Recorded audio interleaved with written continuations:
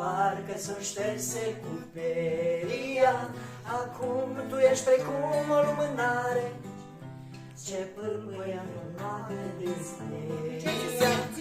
Nașul tău pe care l-au distrus urlând, te-au băgat pe cușcă de fier.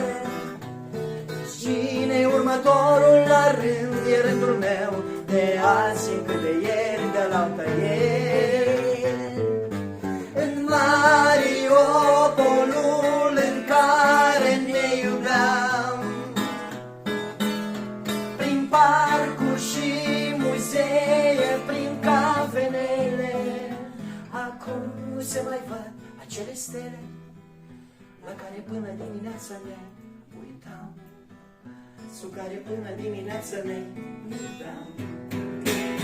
Din iubirea noastră la gol ne-ați lăsat, iată, dar golul ăsta nu-l poți lua odată, nu, nu-l poți lua niciodată, nu, nu-l poți lua niciodată.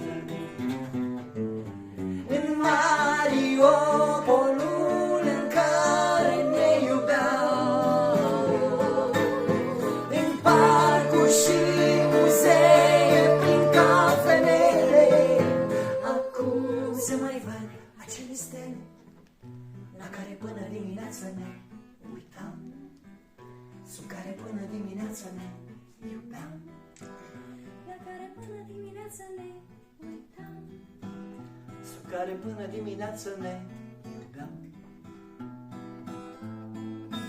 ne iubeam. Bravo!